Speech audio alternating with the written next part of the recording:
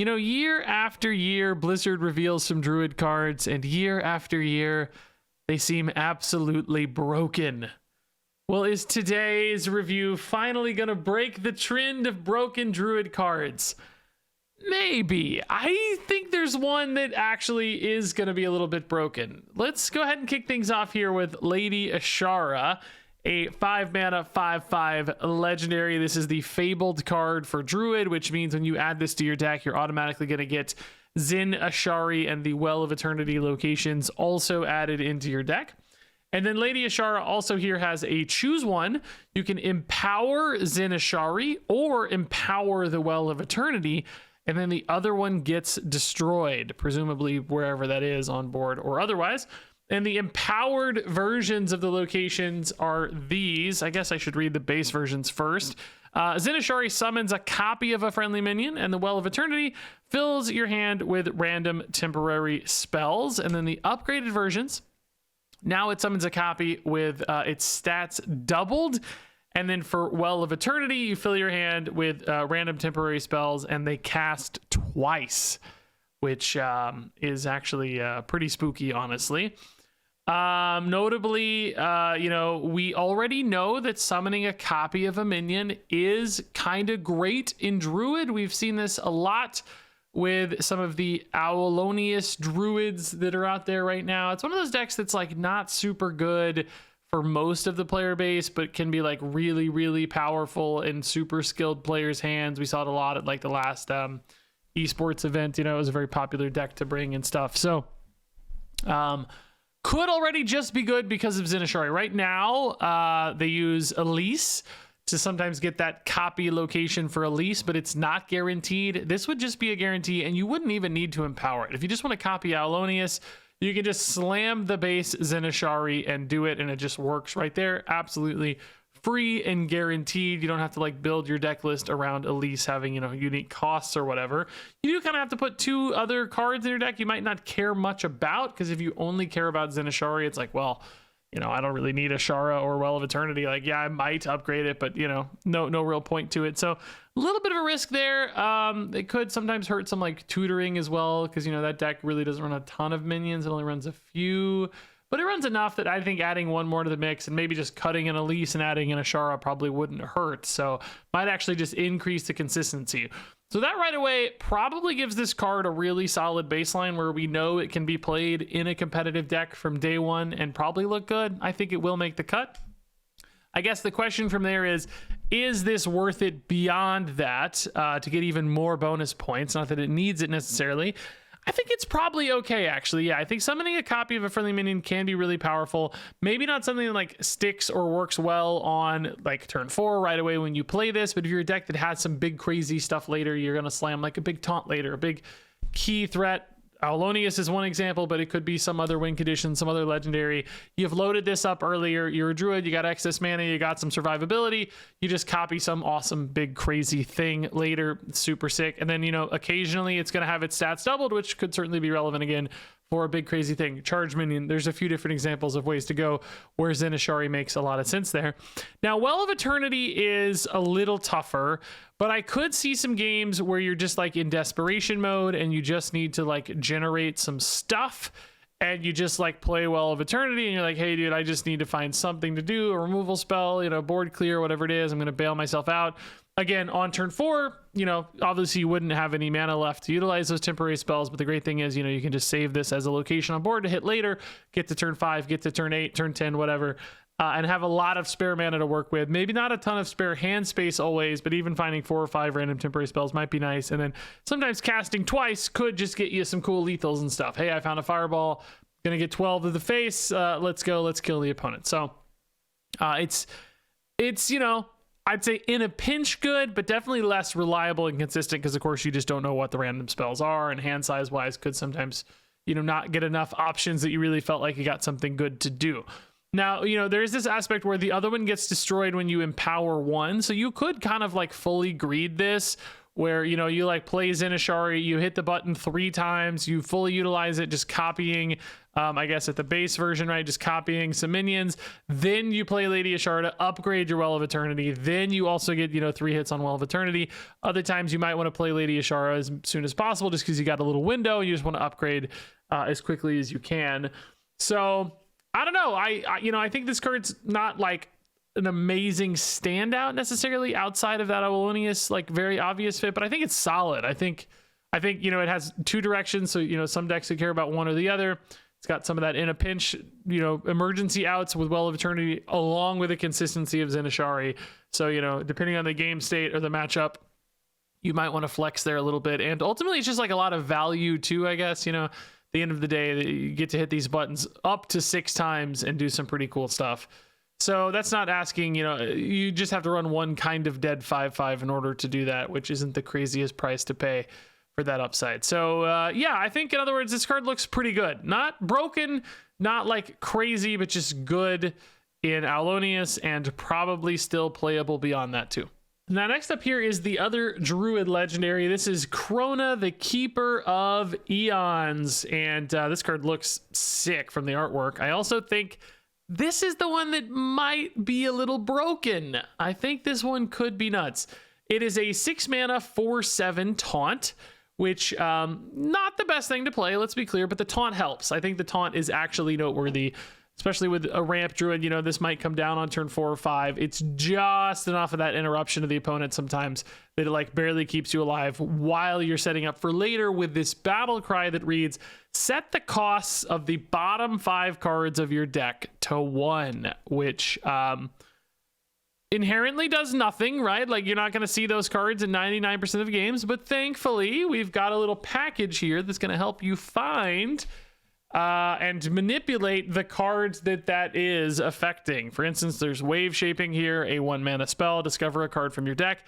The others get put on the bottoms. This kind of helps you put certain things on the bottom. If you have like, you know, 2 high cost things you want to put on the bottom, you pick a cheap one. Maybe the other 2 are higher cost. You put those on the bottom. Boom, Krona sets them to 1. You've got yourself something cooking. For instance, there's also the Kaldorei Cultivator here. This has a battle cry, discover 2 beasts. Put them on the bottom of your deck with +5/+5s. This could be a way to get some really overstated minions on the bottom of your deck, although I don't think this card's very good. There's also Contingency here. Draw the bottom 2 cards from your deck. So, you know, suddenly, boom, I've got all these cheap cards. I kind of picked what they were, and now I get to draw them and just play the super cheap 1 cost stuff, which, you know, you might be stuffing your deck with some really big, crazy resulting minions where, you know, that creates an enormous swing opportunity. So that is the kind of bottom of the deck package. But I think there's other ways to interact with this because, you know, I think maybe, honestly, you might only need Wave Shaping and Krona and just stuff your deck with big, scary stuff. When I was looking at like big, scary, you know, Druid stuff specifically, things that I might want to like stuff my deck with, right? I think the number 1 example for me was, well, Seismopod's an interesting example, actually. Like, this is kind of cool to like get that cheated out. Stargrazer is actually kind of an interesting example. I guess I was really looking for the big Protoss guy. He's not listed under Druid here in the card library. Where is this darn guy? Isn't he a Druid card though? Am I crazy? Isn't that Druid specifically here? Why wasn't that listed? Oh, because I didn't click 12 is why. The Carrier, you know, like this, for instance, going down to 1 is just outrageous and crazy swingy. Threatening on board, can clear up an opponent's board 2 if you're behind. Like setting this to 1 is just a ridiculous mana cheat. So, you know, stuff your deck with stuff like that, you know, 4 or 5 things, right? And then, you know, there's a decent chance your Wave Shaping hits one of those. You play some ramp, you get your Krona down early, turn 4, turn 5, whatever. You set the carriers to 1 at the bottom of your deck, and then you know what you can do? You don't even have to play. You don't even have to play Contingency. You can actually play Oaken Summons. We've got Oaken Summons currently in standard format, right? Where did that go? I thought I had this loaded up, but maybe not. You can actually just use Oaken Summons to pull it out of your deck, dude. You don't even have to draw that specifically. You know, it works because if you've got all high cost stuff, the only cheap ones are going to be the ones that got discounted by Krona, right? So you just build your deck in a way where Oaken Summons, you gain 6, summon a carrier and just go nuts and just win the game. And I already tested this with Aviana, so it does work as far as I know. Like Aviana setting them to 1, this pulls them out, right? So I think that's actually pretty great. I think that's not really that big of a commitment. And with ramp, you know, you can usually get to that big stuff eventually anyway. So it's like, even if this doesn't all come together, if you don't hit Chrono on time, whatever it is, right, you might be fine. So I think it's actually kind of promising. I don't know how much you need. I think you definitely don't need this card. I think it's not there. Maybe you still run contingency just because it's okay card draw anyway. Not great, but it's okay.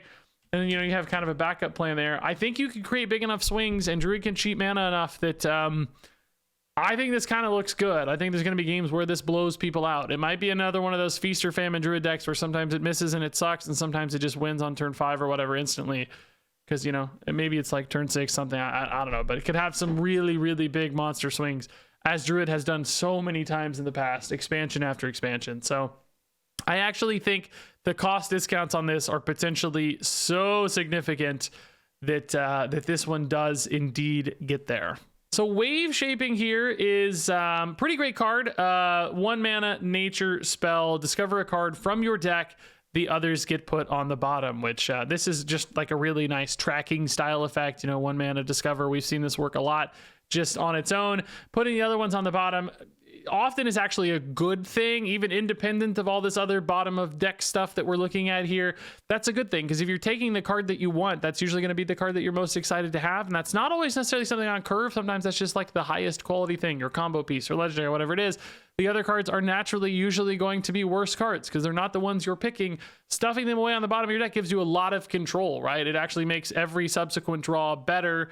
And again, that's even independent of the bottom of the deck stuff. And then the bottom of the deck stuff makes this even more good. So I think this is fantastic at a baseline, really strong at a baseline, even better with some of that bottom of deck stuff, which makes this card very, very strong. Moving on here to the Kalderai Cultivator. This is a 3 mana 3/4 battle cry. Discover 2 beasts, then put them on the bottom of your deck with +5/+5, which Discover helps a little bit here, right? So you get to pick some beasts, but at the end of the day, it's still going to have a lot of neutral beasts in the pool and a lot of beasts that just, you know, don't have an effect or synergy that you really care about. It's often going to be just big piles of stats or, you know, occasional effects. I guess you might get like one effect, but it's not one that's necessarily going to drive a game plan necessarily or anything. So, you know, to me, like, is this better than just like running your own good big stuff? I don't think so. I think I'd rather just run my own good big stuff if I'm playing for this bottom of the deck strategy. I want the carriers, I want the Stargrazers, and that I don't want 2 random beasts with some extra stats. I don't think those are often going to be worth it. So I don't know. It's just like taking up a spot in your deck for this kind of effect doesn't really feel worth it to me. And obviously, you know, this does demand that bottom of deck stuff. Otherwise, this card basically does nothing in 99% of games. So yeah, I think just not going to make the cut in the home it's designed for. So therefore, going to get forgotten pretty quickly. Moving on to Contingency, 3 mana spell. Draw the bottom 2 cards from your deck, which this is straight up just Arcane Intellect. It's just Arcane Intellect because, you know, when you're not manipulating your deck in any way, if it's just the average game, right? Like, this is the same thing as drawing the top 2 cards of your deck. It makes no difference because you don't know which is which. So, you know, it's Arcane Intellect. It's totally fine. You know, we don't really love Arcane Intellect these days, but honestly, I think you could still play this as is. That said, it definitely gets a boost when you start manipulating the bottom of your deck. When you're putting good stuff on the bottom of your deck, this is even better than an Arcane Intellect because it's an Arcane Intellect that's tutoring really specific, highly powered things that Krona has discounted, or perhaps just high quality things that you've put down there thanks to wave shaping, you know, or things that you know reliably what you're going to hit because you've put them down there with wave shaping, right? So there's a few ways that this starts to benefit you as soon as you start manipulating your deck. So solid at a baseline with upside for specific decks. That means I think I like this card pretty well. I think this is actually rather workable for those bottom of deck decks in particular. Moving on to the Druid of Regrowth. This is a rewind card for Druid. It is 6 mana, 3/5 with Battlecry, cast 2 random nature spells, which, man, this is bad.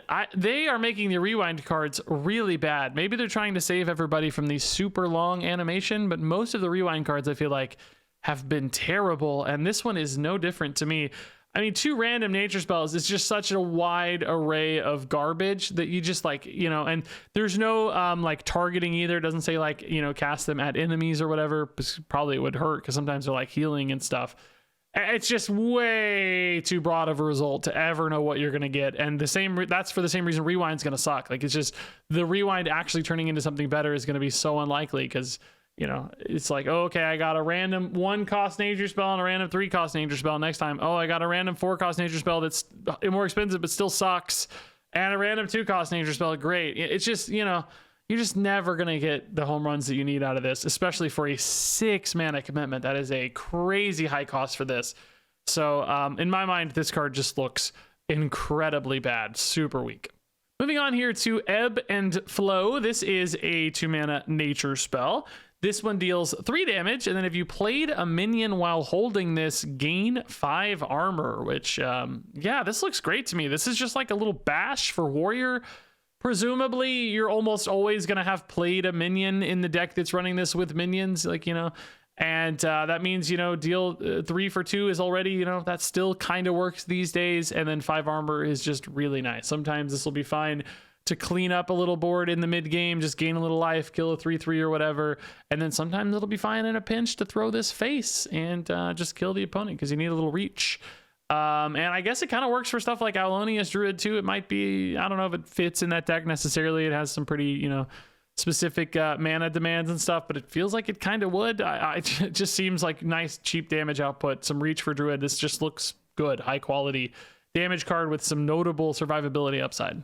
So next up here is the Endangered Dodo. This is funny. 5-mana, 5/5 beast with Taunt and Battle Cry. If you have 10 or less health, gain +5/+5 and summon a copy of this, which, man, they baked some crazy upside into this, dude. At a baseline, it's just a 5/5 Taunt. Not good.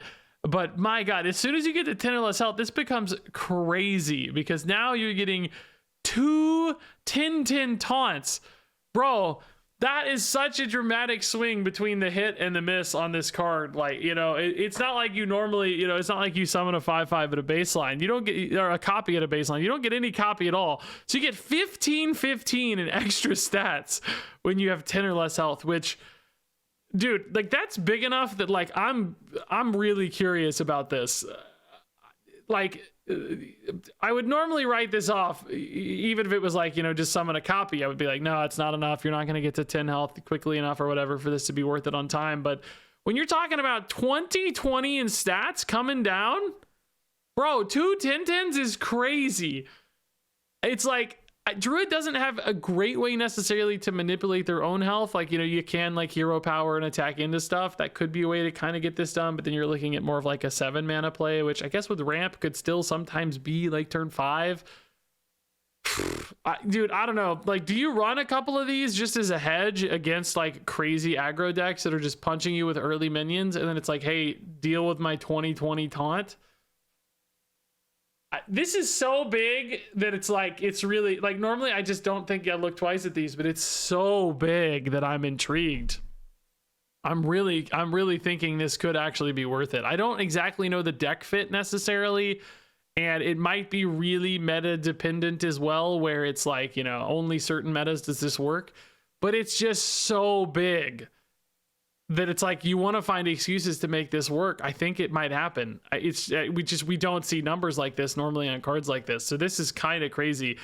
Gain 5/5 and summon. It's gonna be 2 10/10s, dude. That's actually sort of nuts. All right, then next up here we have the Highborn Mentor. This is an 8-mana 6/6 with Battle Cry. You get a 2/2 Pupil, and then discover a spell that costs 7 or more from the past to teach it. So this is kind of like that like Naga school teacher card we used to have of old, but like literally twice as expensive. It's 8 and 2 instead of, I guess that was 4 and 1 at the time, but you're also getting, you know, a high cost spell to teach it, which we can look at the set of high cost Druid spells, of course, since this is going to be Discover. That means we're looking at only Druid cards for the spell pool. Here are some of these will be new, by the way, because you can't filter to only wild, but you know, like stuff like Miracle Growth's in there. I guess Celestial Alignment, Wisps, Scale of Onyxia is pretty good. Some stuff is going to be, you know, I would say like just naturally less useful. I mean, I don't know. Most of these are pretty good, to be honest. Some might be a little wonky, but I suspect there's really just not that many. The pool's pretty small because some of these are still, like we said, in standard. So I don't know, man. You might be able to reliably get at least one good hit out of this, which is pretty nice. I think, oh, spoiler alert. I think the bigger problem is that it's just like a 10 mana play, right? You're talking about 8 and you're just doing nothing really. And then you're probably playing the Pupil later, which sometimes that can be nice because, you know, you can set up like little synergies or whatever, do things with the Pupil because it's the cheaper half and it's kind of got the upside. But 8 is just such a big upfront commitment. Even in a Ramp Druid deck, like this payoff might be too delayed. Now, I recognize, you know, they're probably trying to give you some big, expensive stuff to reward our Krona so that we have things to discount, but I don't really think this stands out to me as the best way to do that. I think there's probably other, again, more reliable results or just like more defensive results, in particular big taunts and stuff, where that feels a bit better. But I don't know, man. The spell pool is pretty nice, which I wasn't expecting when I looked at that. So I'm a little more intrigued by this, but I think at the end of the day, there's just better things to do for 8 mana, even though Druid can work around 8 mana better than most, and kind of 10 mana, really, we should say, for this. This is an awfully big commitment for what is still ultimately an unreliable result, because even though the cards are all good on average, they're not necessarily all directionally aligned, which you might need for your deck to know that it's doing what you want it to do. So finally here we've got Alternate Reality, which this is a really fun looking card. 2 mana spell here. Replace your hand and deck with random choose one cards from the past, which I just had that filter up. I should pull that back. Let's pull that back up. They cost 1 less. So we can actually grab here. We want any cost, but we want keyword choose one. Oh, it's not listed. No, choose one's not listed. I bet we could do this. Boom, we're smart. Here's choose one card. Again, you know, these are not necessarily literally all from the past, but a good idea anyway of what's there. Again, you know, like there's definitely some solid cards here. Some of them honestly aren't that competitive though, even with, you know, like 3 mana summon 2/3/2 Raptors. Like it's fine, but it's like, it's not amazing these days. Let's be clear, right? I think a lot of these, it's just like, you're gonna get stuff like Dragon Tails, you know, where it's like, okay, you know, just like random little value generators and just little stuff that doesn't really go anywhere again, right? And it's like the mana discount here is not going to be enough to make this worth it from a directionality standpoint. So I think this is, you know, purely one of those meme territory cards where, you know, you're just playing it for fun, goofing off. We have a fun little alternate reality day or whatever, try to steal some wins, but definitely not a competitive Hearthstone card. So I guess all that said, let's go ahead and rate these from 1 to 5 stars.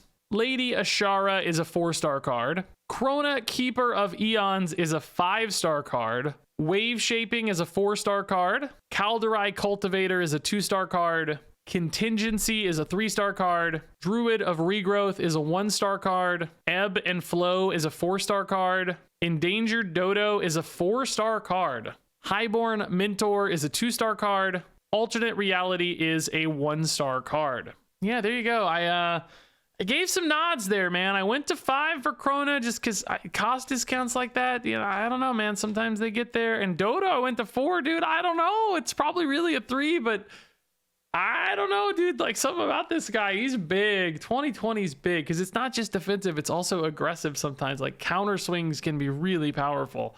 So I'm quite intrigued by that. I have to say, by the way, this literally might be one of my first reviews ever that had a full distribution of scores.